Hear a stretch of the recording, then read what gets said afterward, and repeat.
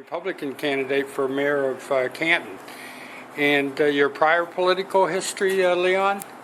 I served as minority leader on city council back in years ago. Worked at that time with Rosemary Diamond and Richard Hart were also on city council. That was what, 1990, 1991? Yes, sir. Okay, and then you left to go work for the state of Ohio, correct? Right, yes. I managed a claims team for those years, 18 years in fact.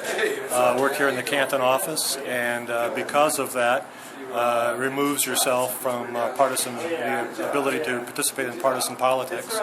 So I was, in the meantime, working with the state of Ohio. So now you're, what, retired and...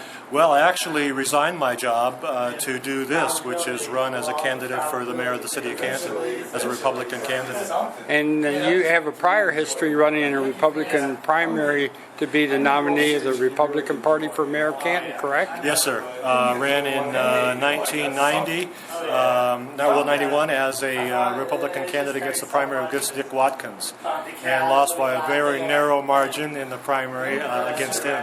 Okay, and Dick Watkins went on to be mayor for what, 2 terms? He was there for several terms, yes. Okay. And so if you are the nominee of the Republican Party, what do you hope to bring to the campaign for the general election? Sure.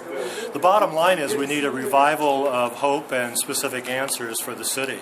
There's a very dismal perspective, I think, about how the city is looked upon outside and also by people who live in the city, unfortunately.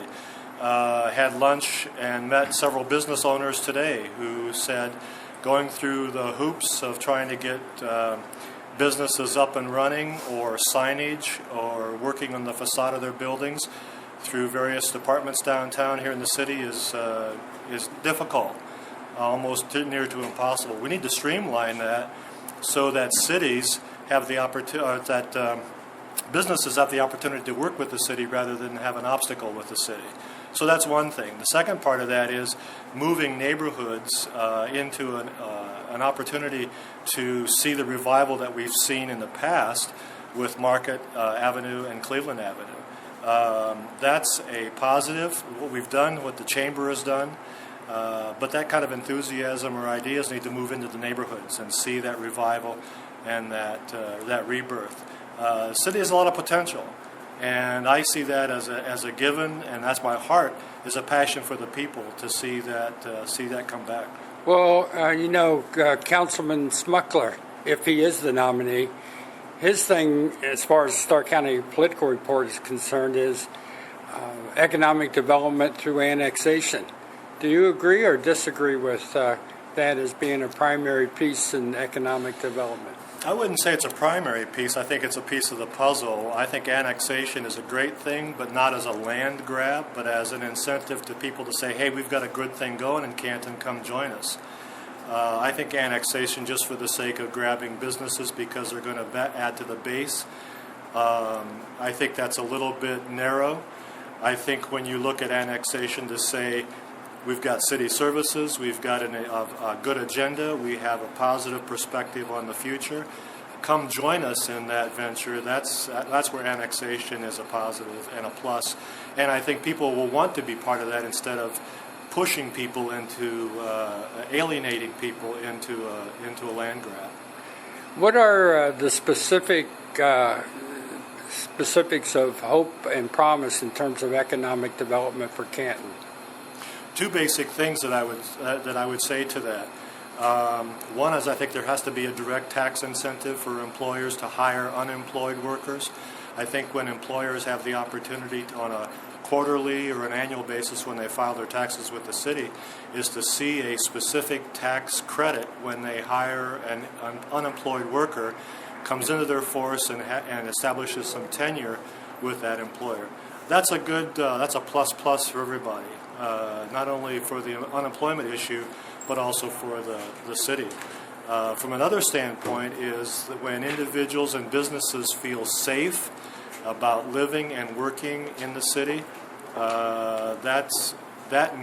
regardless of the statistics, if you don't feel safe, the statistics don't tell the true story. I have a plan for instituting and covering the city with security measures. Chief McKim has started a proposal, following a proposal, for cameras in the city. I think we can improve that. I think we can expand on his legacy, in a sense, of what he's begun to provide security, not only on the neighborhoods, but also in the residential, house by house or business by business. And I have a plan to as months go on, to reveal that plan to make that happen. How about the Hercules plant? Is there a future for that, a real future? It's been talked about a lot, and it's got installed.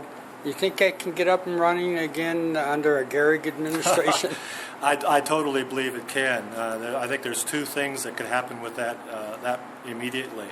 I think that an ability to turn that facility, just glazing the windows and putting some facade on there, and bringing individuals in, whether it be a farmer's market type of approach like they have in Cleveland, or like they have in Los Angeles, even though it's a warmer climate.